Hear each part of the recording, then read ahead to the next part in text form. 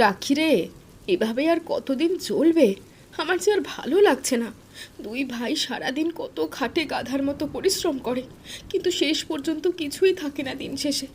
ওইটুকু টাকা দিয়ে আর চারজনের কি পেট ভরে? সাথে আবার একটা বাচ্চা মেয়ে।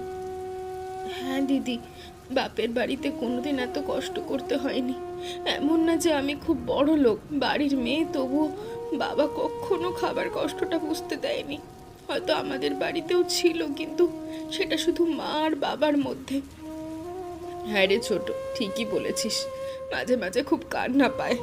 এত কষ্ট, এত দুর্দিন কোনোদিনও ভাবিনি আমাদের কপালে জুটবে। জানি না এসবের থেকে কবে মুক্তি পাবো। না দিদি, উপরওয়ালা যেমন খারাপ দিন দিয়েছে, তেমন ভালো দিনও আসবে। একদম চিন্তা করো না, কেঁদো না দিদি, আমি তো আছি।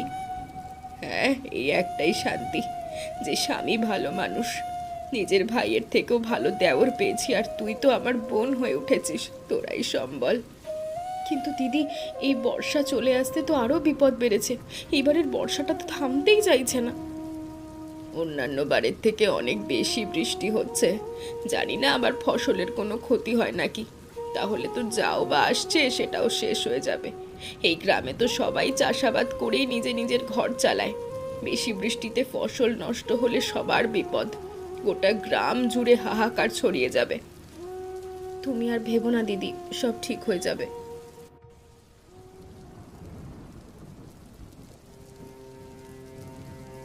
সবুর কর কৈলাস, সবুর কর। এবার না হলে আর কতদিন। এই আদিত্য আর মাধবের জ্বালায় গ্রামের লোক এখন অন্ধ। ঠিক বলেছিস দাদা। ওই দুটো যেন সাধু হয়ে ঘুরে বেড়াচ্ছে। আমার তো দুজনকে সহ্যই হয় না। ওদের জমিগুলো একবার পেলে না, একদম নদীর ধারে কত দাম দিয়ে যে বিক্রি করতে পারবো, উফ। সত্যি। মাধব আর আদিত্যর বাবার জমি এখন আমাদের নামে হতো, যদি সেই আদিত্য না ঢুকে পড়তো মাঝখানে। মাধবের তো বুদ্ধি কম, এই আদিত্যটা হলো চালাক।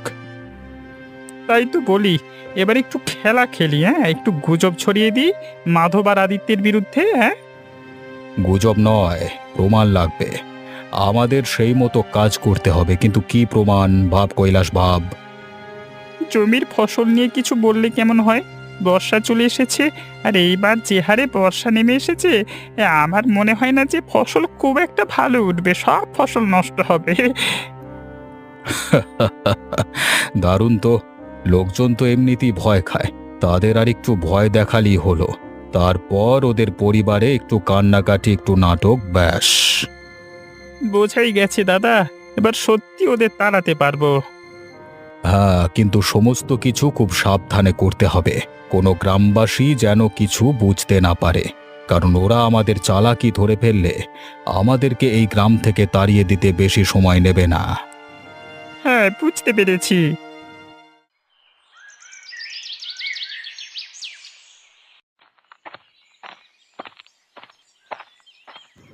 সারা বছর খাটাখাটনি করলাম, আর মাত্র কয়েকটা দিন, তারপরেই সব ফসল কাটা হবে। সব ফসল বিক্রি করেই ঘরে কিছু টাকা আসবে, আর ওই দিন তো সবার বাড়িতে বাড়িতে উৎসব। হ্যাঁ, হ্যাঁ দাদা, ঠিকই বলেছ। চল ভাই, তাড়াতাড়ি পা চালা। দাদা, দেখো তো এটা কি হচ্ছে, মাঠে মাঠে এত জল, হায় ওপরওয়ালা। সব গেল ভাই, সব গেল। সব ফসল তলায় তলায়, জলের তলায় চলে গেল। এতটা জল এলো কিভাবে? রাতে বৃষ্টি হয়েছিল ঠিকই, কিন্তু তাই বলে এত জল? আমাদের যে সব ফসল জলের তলায় রে! সারা বছরের খাটনি এভাবে জলে মিশে গেল। এবছর কি খাবো দাদা? ঘরে বউ আমাদের ছোট নিশা আছে, তার মুখে কি তুলে দেব? মেয়েটা যে বড্ড ছোট, ও তো এসবের কিছুই বোঝে না। কাঁদলে কিছু হবে না, আমাদের আবার শুরু করতে হবে। কিন্তু কিভাবে? আমি তো কিছুই ভাবতেই পাচ্ছি না। শুধু আমাদেরই না, আরো বাকিদেরও ফসল নষ্ট হয়েছে। এত চিন্তা করে লাভ নেই, যেটুকু আছে সেটুকু বাঁচাতে হবে, নয়তো আমরা নিঃস্ব হয়ে যাব। নিঃস্ব হওয়ার আর কিছু বাকি আছে নাকি? হ্যাঁ, এত ভেঙে পড়লে চলবে না, আমাদের আমাদের শক্ত হতে হবে। কিন্তু গ্রামের মাঠ তো শুধু আমার আর তোর নয়, আরো অনেকের কান্না ঘুরে বেড়াচ্ছে। পুরো গ্রামবাসীর মনে শোকের ছায়া নেমে এসেছে রে।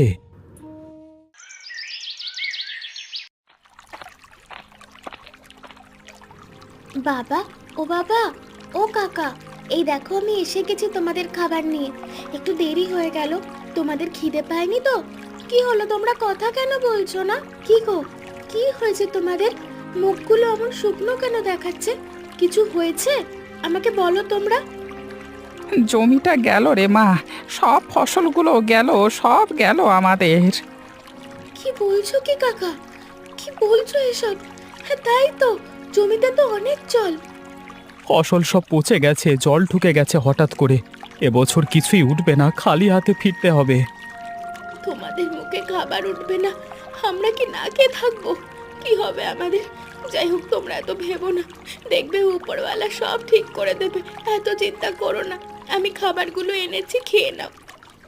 আমরা ভাবছিলাম তুই বুঝবি না, বুঝলি? আমি না বুঝলেও দেখতে তো পাই, মায়ের মুখে চিন্তার ছায়া, তোমাদের চোখে শূন্যতা। এত কষ্ট করেও যদি কিছু না পাও, তবে কেন এত সকালবেলা উঠে মাঠে যাও? কারণ আমরা আশা ছাড়তে পারি না, তাই রোজ ছুটে আসি। আর এটা যে আমাদের বাবার দেওয়া আশীর্বাদ। আচ্ছা, চিন্তা করো না বাবা, তোমরা খেয়ে নাও, আমি আসছি। মা নয়তো চিন্তা করবে। আচ্ছা মা, আয় তুই। আমাকে এই কথাগুলো মা আর কাকিকে সব জানাতে হবে। যাই গিয়ে জানাই ওদের।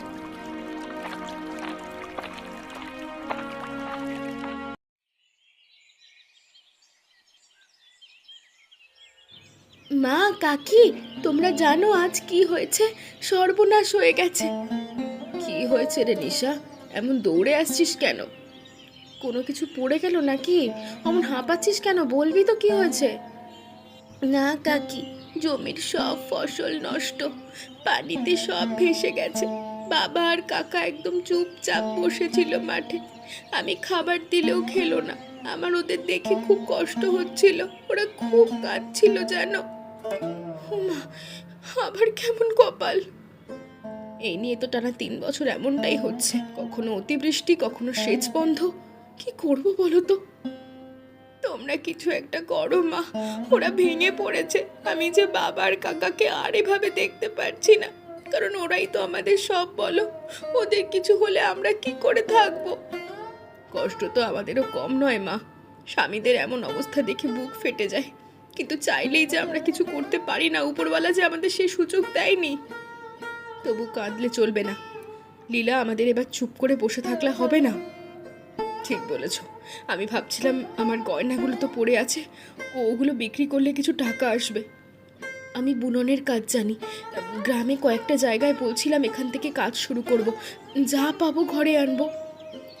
তোমরা সত্যিই করবে? কিন্তু বাবা আর কাকা মানবে? আমার তো মনে হয় না।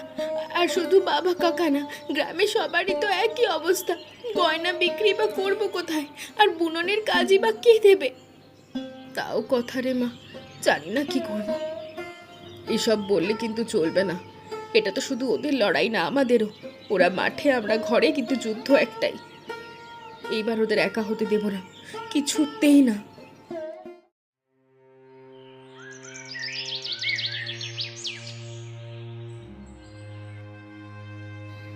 শোনো শোনো, শুনে রাখো সবাই, ফসল নষ্ট হওয়ার আসল কারণ আজকে বের হয়ে গেছে। কি বলছো ভুবন? কি সেই কারণ? কি কারণ জানো? তোমরা যাদের দেবতা বানিয়ে রেখেছো, মাধব আর আদিত্য, তারাই এ কাজ করেছে। ওরা কি বলেছে? ওরা তো মাঠে ঘাম ঝরায়, কাজ করে।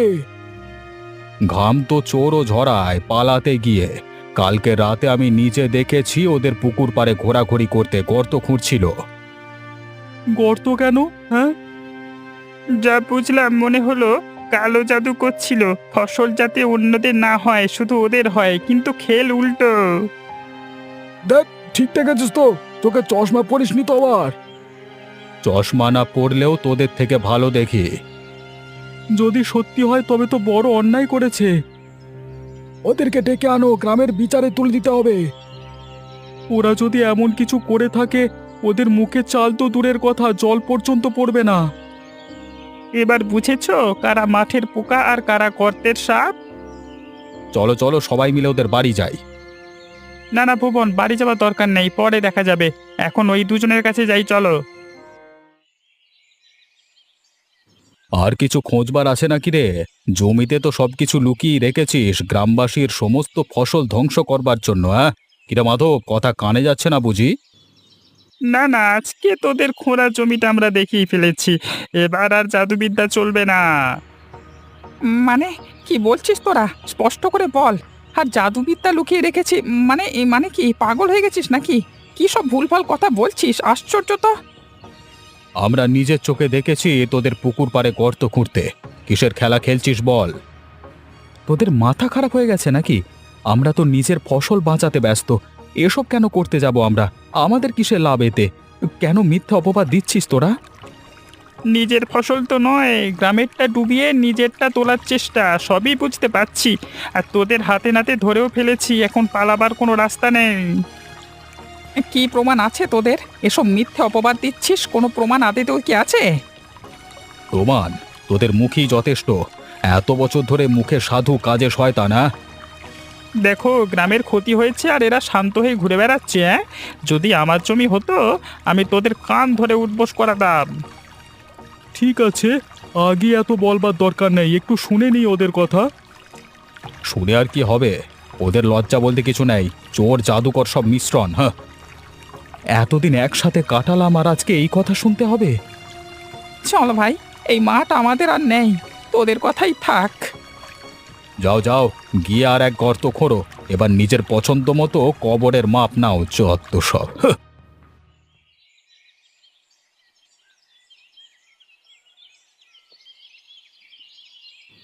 কি গো, তুমি চলে এসেছো? এই জলটা খাও, সকাল থেকে তো কিচ্ছু খাওনি। খিদে নেই, কেমন বুকটা ভার লাগছে। কি হয়েছেটা কি বলো আমাকে? যদিও আমি শুনেছি কিছুটা নেশার থেকে। সেটা তো আছেই, ফসল নষ্টের দুঃখ। তার উপর সবাই বলছে আমি আর মাধব নাকি ফসল নষ্ট করেছি। আজকে বিকেলের দিকে আমাদের মাঠে টেনে অপমান করলো ভুবন আর কৈলাস, তাও আবার সবার সামনে। আর অবাক করবার বিষয়, প্রত্যেকটা গ্রামবাসী ওদের সাথেই ছিল। কি অপমান করলো? গ্রামে এতদিন পরিশ্রম করছো আর তারাই এখন সন্দেহ করে?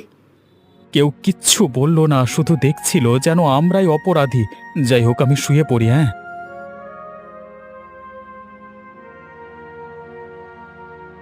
আমি সব শুনেছি। ওরা যদি সত্যি এমন কিছু করে থাকে তবে শুধু পুরুষরা কেন বুঝবে? ঠিক বলেছ, কাল রাতে আমরা দুজন পাহারা দেব। দেখি কোন কারণে সবার ফসলের এই বাজে অবস্থা। আমাদের আসল সত্যিটা উদ্ঘাটন করতেই হবে। ঠিক বলেছ দিদি, আমাদের সবটা জানতেই হবে। আর হ্যাঁ, তার আগেও এই কৈলাসবাবু আর ভুবনবাবুকে শাস্তা করতে হবে। তারা কেন না জেনে শুনে আমাদের স্বামী কিভাবে অপমান করবে, তাও আবার সম্পূর্ণ গ্রামবাসীর সামনে। এটা একদম ঠিক নয়। হ্যাঁ, আমাদের তাহলে কাল সকালেই ওদের বাড়ি যেতে হবে। তারপর না হয় রাতের বেলা পাহারা দেব। সমস্ত কচু গাছ কে এভাবে নষ্ট করছে শুধুমাত্র বৃষ্টির জলের কারণে, এটা কখনো সম্ভব নয়। ঠিক আছে, আমি এখন যাচ্ছি। তুমি বেশি চিন্তা করো না, শুয়ে পড়ো। আচ্ছা ছোট।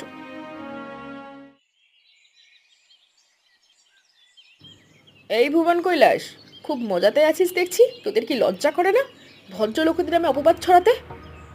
আরে আরে, কি ব্যাপার? এই ভর দুপুর বেলায় বউয়েরা আমাদের বাড়িতে কেন? মাধব আর আদিত্য বুঝি ভয় পেয়েছে, সেই কারণে হয়তো তাদের বউদেরকে পাঠিয়েছে। হ্যাঁ, কি বলিস কৈলাস? হ্যাঁ একদম।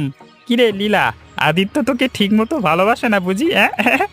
ভয় ডর আমাদের থাকলে তোদের বাড়িতে পা রাখতাম না, এটা মনে রাখিস। আমরা এসেছি চোখে চোখ রেখে কথা বলতে। আর একটা শব্দ যদি শুনি না আমাদের স্বামীদের নামে মিথ্যা কথা বলেছিস, পরের দিন থেকে তোদের দাঁত খুঁজে পাওয়া যাবে না, এই বলে দিলাম। কিরে, শাড়ি পরে যুদ্ধ করতে এসেছে? হ্যাঁ কৈলাস, আমার তো দেখি ভয় লাগছে। শাড়ি পরে যে আগুন জ্বলে তা বুঝতে পারবি কবে? আদিত্য আর মাধব কিচ্ছু করেনি। এই মিথ্যে কথা বলে তোদের নাম কেটে দেবো এই গ্রাম থেকে। হুমকি দিচ্ছিস বুঝি? আমরা কিন্তু খুব ভয় পাচ্ছি। না, হুমকি নয়, সতর্ক করছি। আমাদের চুপচাপ দেখে তোরা ভাবিস না আমরা দুর্বল। চোখের জলে যারা জ্বলতে শিখেছে তারা আগুন ধরতেও জানে। বেশ বেশ, বউর এখন বিপ্লবী হয়েছে দেখছি। আমার তো শুনতে বেশ ভালোই লাগছে।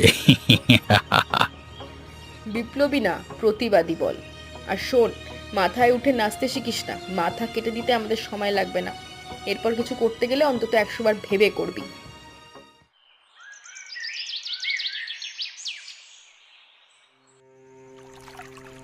দিদি, আমরা চলে তো এলাম, কিন্তু রহস্য কি সমাধান করতে পারবো? আমার খুব চিন্তা হচ্ছে। চিন্তা করিস না ছোট, এসেছি যখন কিছু না কিছু একটা বের করেই যাব। দিদি, ওই দেখো জল থেকে কিছু একটা ঢুকছে ওই দিক দিয়ে। নদীর বাঁধ ভেঙে গেছে মনে হয়, জল তো একেবারে জমির মধ্যে ঢুকেছে।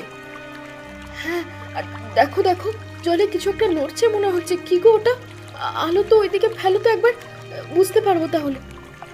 ওরে বাবা, এ তো মাছ, বেশ বড় সড়ো ইলিশ মাছ তো। নদীর ইলিশ ঢুকে পড়েছে ধান খেতে, আর সাথে কচু খেতেও। কচুর গাছগুলো একেবারে চিবিয়ে খেয়ে ফেলেছে দেখ, এই জন্যই সব নষ্ট হয়ে গেছে। ভেবেছিলাম কেউ বুঝি ইচ্ছে করে এসব করছিল, কিন্তু এখানে তো উল্টো, এখানে তো মাছের ভোজের আসর বসেছে। সত্যি বাবা, আমি তো অবাক হয়ে যাচ্ছি, কচু খেকো ইলিশ সর্বনাশ করছে। এই জন্যই দিনের পর দিন জমিতে জল জমে থাকতো আর কচু গাছ গায়েব হয়ে যেত। আর এই সুযোগ নিয়ে ভুবন আর কৈলাস আমাদের স্বামীদের দোষ দিয়েছে, আর সমস্ত গ্রামবাসীও সেটা বিশ্বাস করেছে। তাদের মুখে কলকলি, আর এদিকে মাছ চিবোচ্ছে কচু। সত্যি বাবা হাস্যকর। কাল সকালেই সবাইকে বলবো, যত সত্যি আমাদের চোখে পড়েছে তা কেউ মিথ্যে প্রমাণ করতে পারবে না। আজ না হলে কাল কিন্তু আমরা প্রমাণ নিয়েই ফিরবো। সত্যি যদি পাহারা না দিতাম এই রহস্যটা ফাঁসই হতো না। চলো দিদি, এবার বাড়ি ফেরা যাক।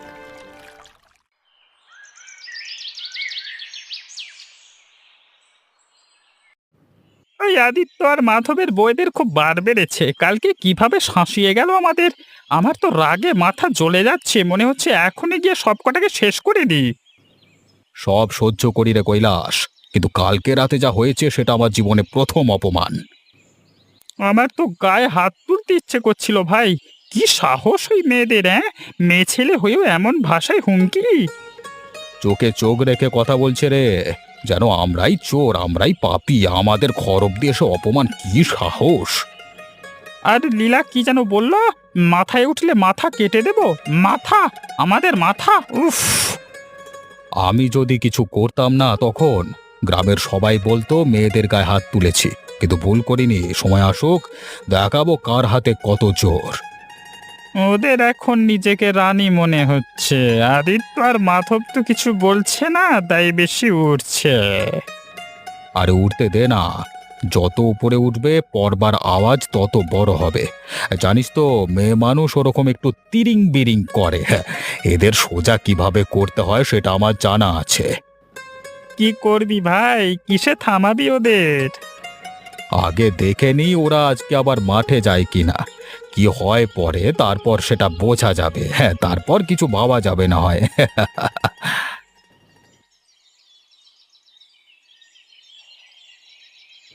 আপনারা সবাই আমাদের স্বামীদের দোষী ভেবেছিলেন, কিন্তু আমরা সত্যিটা দেখে এসেছি।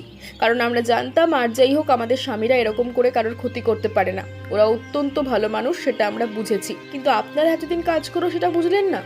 আসলে আপনারা মানুষই চেনেন না। এই হ্যারিকেনটা দিয়ে আমরা রাতভর পাহারা দিয়েছিলাম খেতে, আর তখনই দেখি নদীর জল ভেঙে ঢুকে পড়েছে মাঠে। আর সেই জলের সাথে এসেছে ইলিশ মাছ। তারা আমাদের কচু গাছ খেয়ে ফেলেছে, সেই কারণেই ফসল নষ্ট হয়েছে। আপনাদের যদি বিশ্বাস না হয় তাহলে আপনারা নিজেরাই পাহারা দিতে পারেন, আমাদের এতে কোনো আপত্তি থাকবে না। কি বলছো? মাছ ফসল খেয়েছে? কিন্তু আমরা তো ভেবেছিলাম আদিত্য আর মাধব মিলে কালো জাদু করে সবার জমির ফসল নষ্ট করেছে।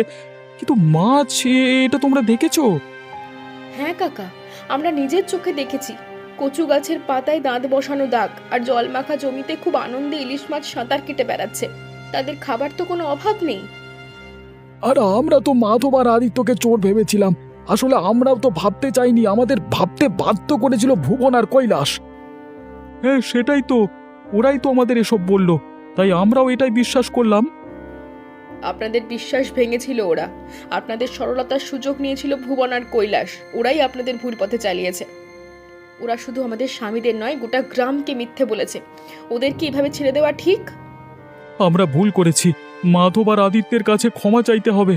সত্যি আমরা বিচার না করে দোষ করেছি, সব সত্যি না জেনে আমরা মিথ্যে অপবাদ দিয়ে দিয়েছি।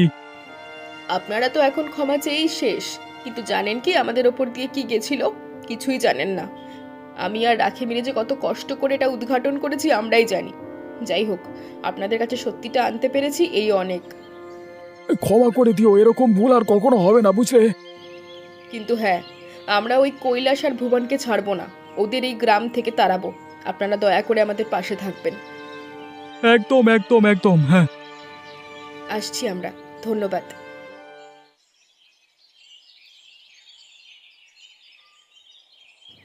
কিরে কৈলাস আর ভুবন, বাড়িতে লুকিয়ে বসে আছিস বুঝি? ভয় পেয়েছিস নাকি? নিজের দোষ সবার সামনে চলে এসেছে। কতদিন চুপ করে সহ্য করলাম তোদের অপমান, মিথ্যে চক্রান্ত।